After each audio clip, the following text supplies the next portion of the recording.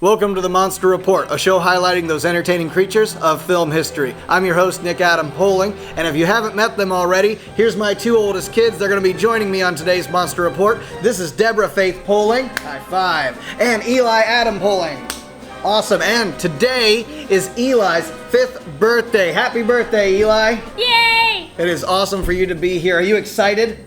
Yeah! You're so excited to be on the Monster Report. Well, today we've got a Gamera review. On our last Gamera film, we saw Gamera fighting an early version of Squidward. And in the film before that, Gamera was fighting an early version of the Muto. And in today's film, Gamera is fighting an early version of Knifehead from Pacific Rim. Today's film is Gamera vs. Guiron, here on the Monster Report.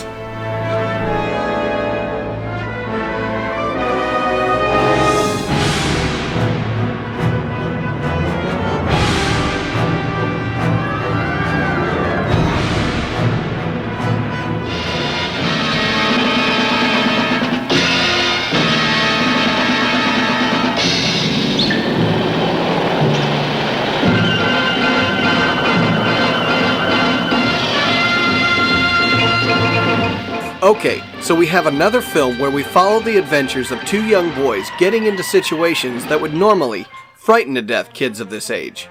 And like the last film, one of those boys is Japanese and the other Caucasian. Akio and Tom are the pre-adolescent heroes whose lives Gamera risked life and limb to save from the evil menace of two alien women who are the last of their kind, dressed in rejected Santa Claus Conquers the Martians costumes? Moving on. There is a very conscious effort to outline the tremendous distances in the cosmos in this film. They get their science right, sometimes, but when they get it wrong, the difference between a star and a planet, they never get it right in this movie. And the star is exactly like the Earth and has the same atmosphere. They did it on the star. Akio wants to name a star after him. A star is in trouble. Miss, can you tell me which star this is? The star we are on we call Terra. You're standing on a planet, not a star. These two terms aren't interchangeable. I even knew as a kid watching this film that our sun is a star, just like the billions of stars in the night sky. As Pumbaa would put it, I always thought they were balls of gas burning billions of miles away. In the universe of Gamera vs. Guiron, though, So I guess this is a distant star. just do an easy find and replace in the script. Every time you hear star, they mean planet. Still drives me up the wall when they get obvious things wrong. But oh well, I'll get over it. Let's talk about the music. You'd think that it'd be a driving, high-energy, adventurous, heart-pumping, ear-blasting symphony guiding us through this journey, through the cosmos to a planet populated with warring giant monsters. Instead we get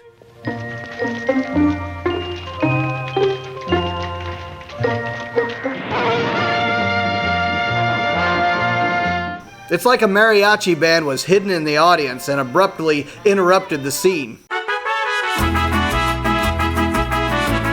Something else to think about when watching this film. The adults are incompetent and the kids are brilliant. Akio, this is scary! Jump down then! What are you afraid of? Did you see? Okay, not that brilliant. But hear me out. This is Akio's mother. She constantly listens to these kids go on about their interest in science and life on other worlds. Just some more of your imagination. There is no such star. Now behave or I'll take away your telescope. This is a healthy driving force in their life to allow for innovative thought and imagination. She literally killed their outlet as pioneering, eager young space cadets. Yeah, put away your imagination, kids. Don't do anything out of the ordinary. Keep your feet on the ground. Don't do anything that requires independent thought whatsoever. Oh, and by the way, here's a smartphone. And here's a tablet. That actually brings me to another point to make about this film. Look at these kids in this scene late at night. They're having a sleepover and dreaming about what's happening in space. They look through the telescope and are fascinated by all they see. There's something really lost about a generation of kids raised by devices. You don't really see kids these days getting into humorous mischief and having conversations about abstract ideas. I miss that from my own childhood. It's something I think we have willingly given away.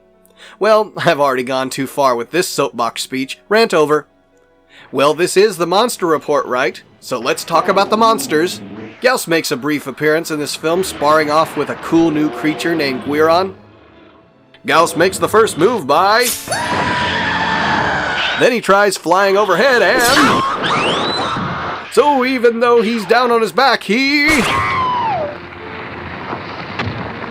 This monster flick has no shortage of goofiness. So here we go. First, this kid has impeccable aim. He belongs in a special forces team with skills like that. Next, these kids instinctively know how to fly spacecraft. Then there's the names of the alien women. Young lady, excuse me. Barbarelli's your name? Yes, its translation is sweet as a little bird. And my name is Flobella. It means pretty as a flower. Right. Oh, and let's not forget their diabolical plan. And when they're unconscious, under the effects of our powder, we'll gobble their brains raw. Eat their brains? All the knowledge that has been handed down is stored now in their complicated brain cells. And so, if we eat their brains, that knowledge will help us to adapt.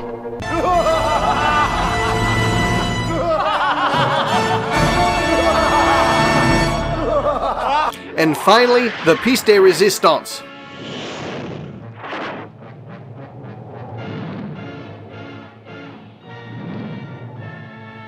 And what film wouldn't be complete without a vague moral speech delivered by a main character? Yes. We thought there'd be a highly civilized and peaceful planet where there were no wars or accidents.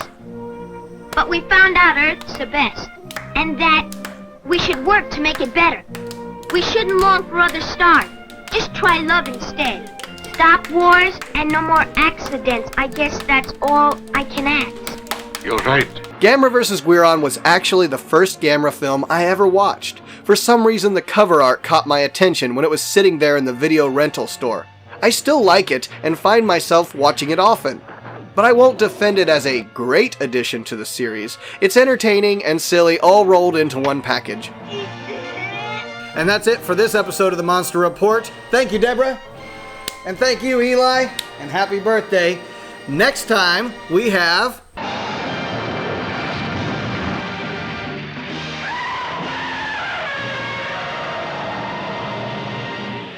That's right, it's Gamera vs. Jiger here on the Monster Report.